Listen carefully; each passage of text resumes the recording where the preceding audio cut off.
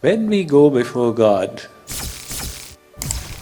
the question that arises is, what should we ask from Him? There are two options, one is bhukti and the other is mukti. Bhukti refers to the things of the world. Basically, the word means material pleasures. So that is the reason why people go to God. They are distressed in the world, hence they go to Him. Or they want something, and to fulfill the want, they think God is the best source. Isn't that the reason why 99% of the people go to God? But out here, the author is saying that I am not going to ask you for bhukti. When we go to God for material reasons, we forget that there is a law of karma in place. The law of karma states, whatever you did, you will bear the consequences. Jo jas karai, so tas phalu chakha. Whatever suffering we are getting is a consequence of our past karmas.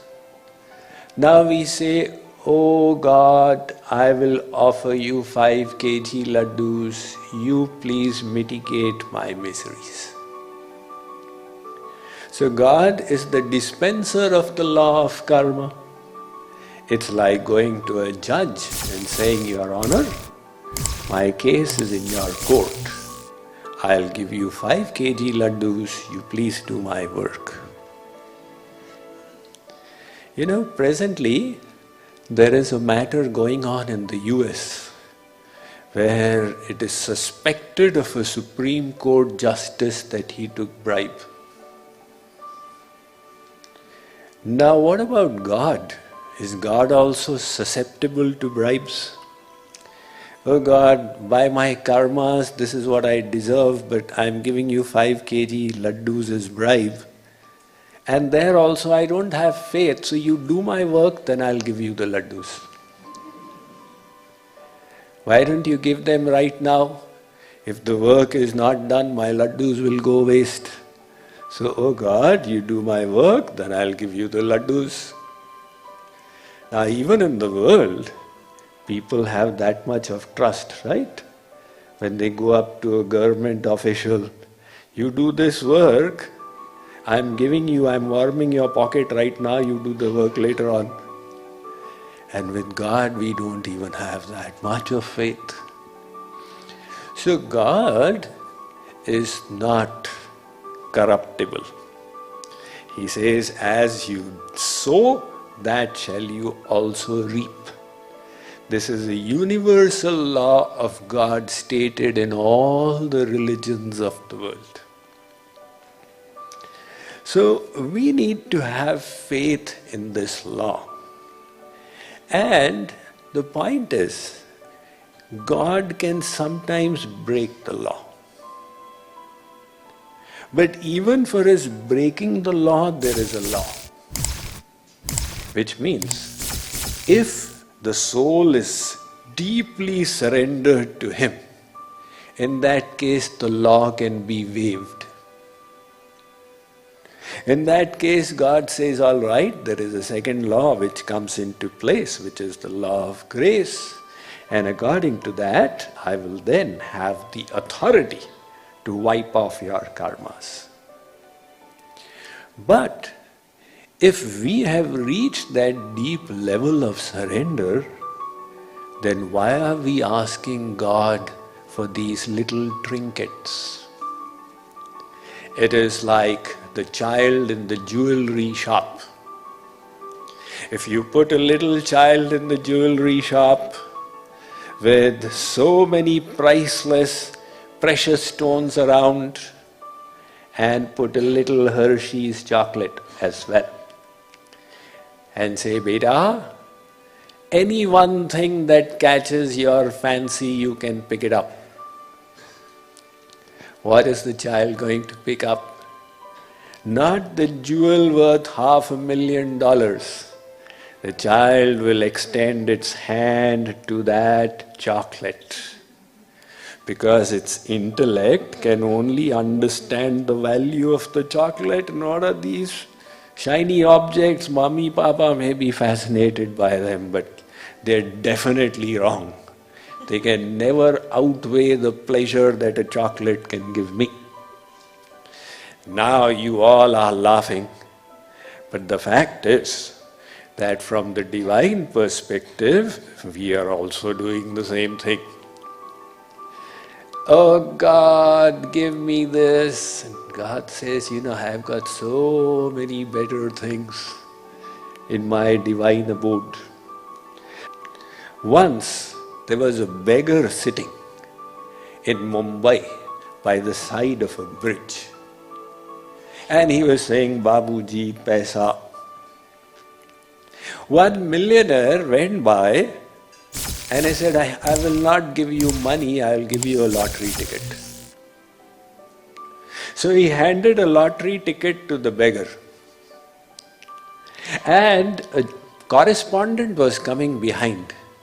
He asked the beggar, in case you win the first prize, which is a limousine, what will you do then? You have now got a lottery ticket and the first prize is a limousine. In case you win it, what will you do?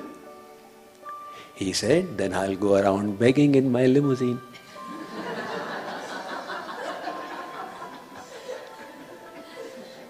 So his intellect stops at that point.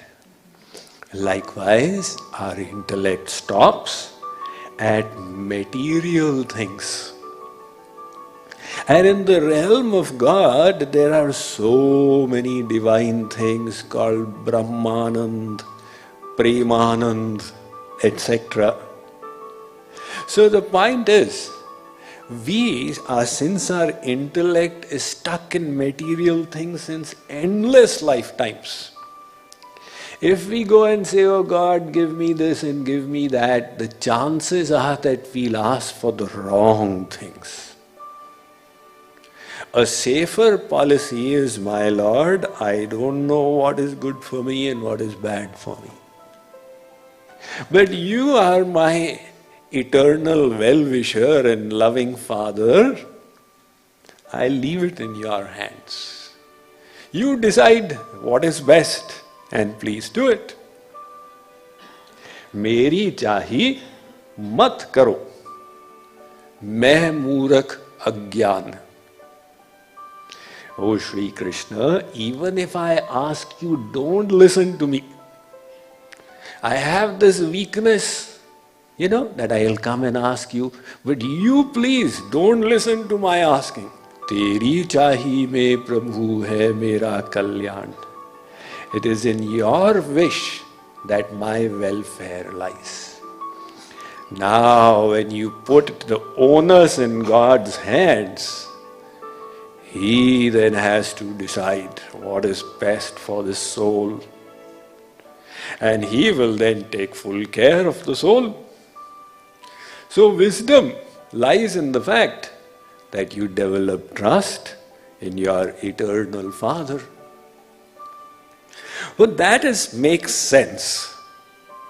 Chaitanya Mahaprabhu has written, Krishna kahe, amaye bhaje, mange vishay sukh, amrit chhadi vish mange ei bodo murkh.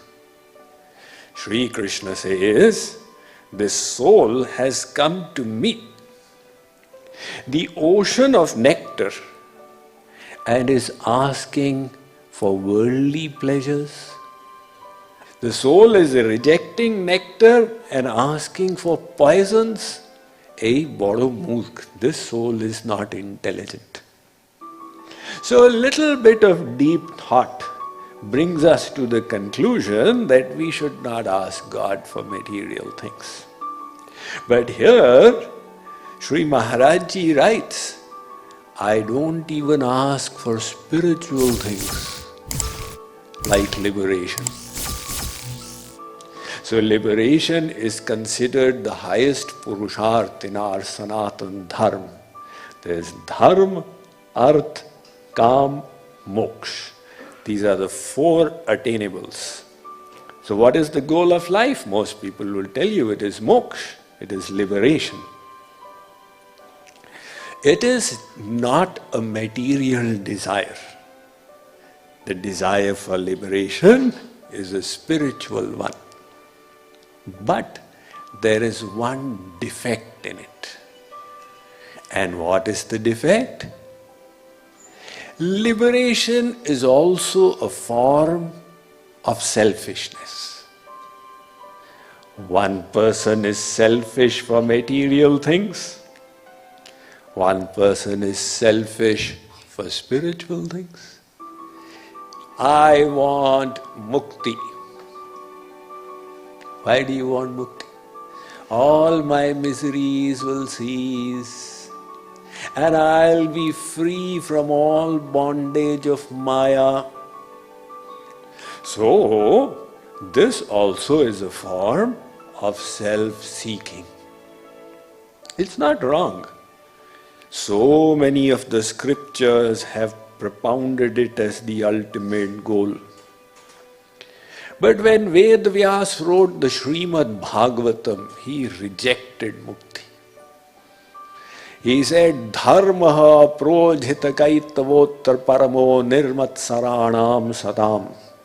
In this Bhagavat Puran, I am going to give Kaitav Rahit Dharma. What is Kaitav Rahit Dharma? Dharma that is free of defects. So he then goes on to describe the Param Dharma, which is Prem, which is divine love. This Param Dharma or Prem is an astonishing thing because it binds God Himself. He who is ever free, he who is the administrator of Maya, gets bound by the shackles of the devotee's love. Such is the astonishing nature of Prem.